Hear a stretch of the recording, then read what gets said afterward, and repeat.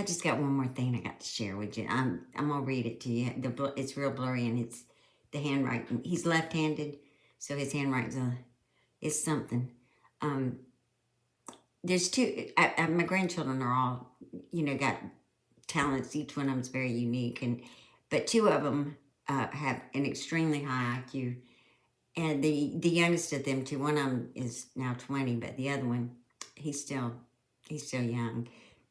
A couple of years ago, I think it might have been at the very beginning of COVID when they were all they were home from school and they were going crazy. It's just a difficult time. But I was trying to think of something they could do to give them extra credit at school once they got to go back and keep them busy for a little while. And so each one of them I gave different little assignments. But I had told him a scenario, which, as you know, it was one of Mary's little things that she does. And I asked him to give it some thought and then to write me like a little report or something, what his opinion and how he would change it, how to make a difference. Or I can't remember exactly what I asked, but here's what he wrote, and he came back pretty quick on it. He titled it, How to Break a Pattern. Everybody has a pattern, good or bad, it doesn't matter. And a pattern can be hard to break, but it's possible.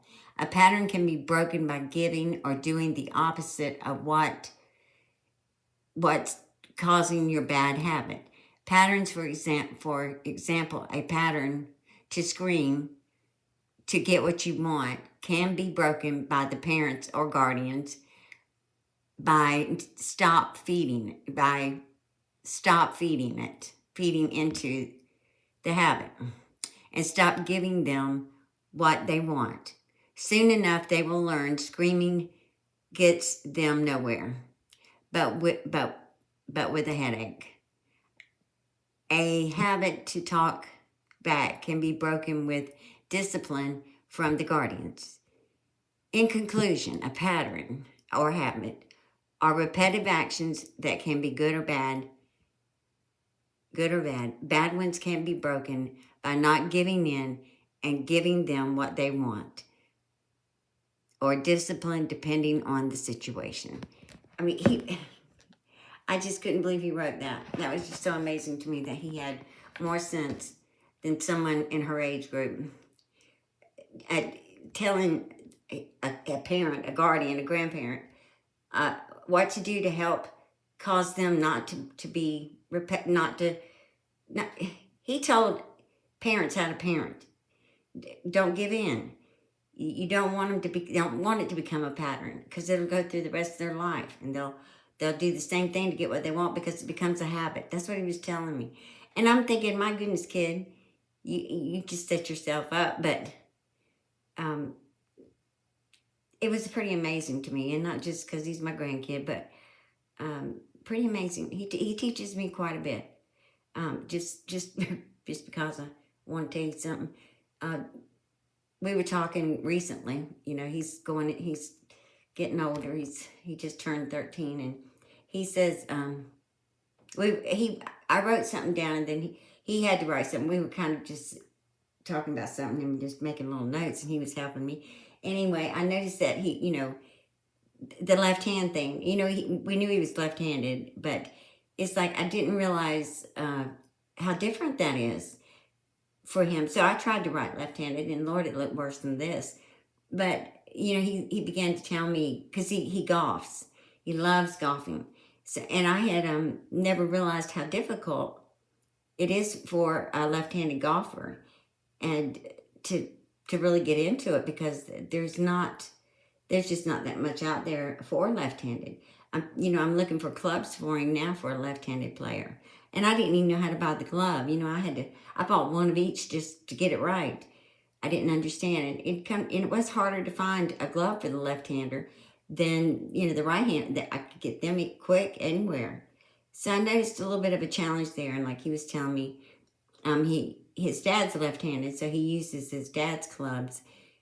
But, that was just a little beginning of the subject. And then he was been telling me, well, Grandma, at school, He said when we have to sit side by side at the desk and we're doing, a report or a test or something, he said, everybody, when you're writing, your arm goes a certain way. He said, I'm the only one with my arm just poking somebody. He said, and I got it curved around the desk, and I always get pencil on my arm, and the desk aren't even, the desk at school are not even, they're for right-handed children, not for the left-handed. I didn't realize what a difference that would make. And I asked him, I was like, do you think if all the things that give you problems as a left-handed child at school, if they would have had the accommodations you needed, what do you think you would, how would you be doing now? He's exceptional. He's gifted, and he's been in the program. He's been tested. They've wanted to move him up. He's very smart. But I thought, what if he had the exact, given the same, like if he had all the tools he needed as a left-hander, where would he be? I can't imagine. I didn't realize what a struggle it was. I felt so bad. I actually told him how sorry I was. Told him because I really felt bad that I did not pay attention, because I paid it, it's like I didn't realize what a struggle it was. The little things, like sitting, the desk, and sitting beside another, like sitting on the end would be preferable for the left-handed child, not stuck in the middle.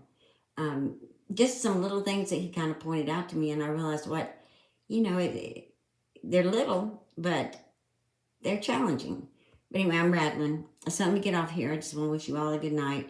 I got to paint a little bit more because I should have been further on this thing than I am. It's supposed to be black and white, and I've got something I want to draw on it, and I'm behind my schedule.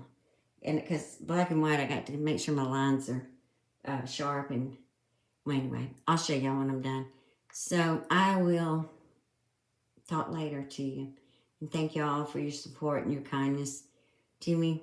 It is deeply appreciated. You have no idea how you've gotten me through some tough days. So thank you.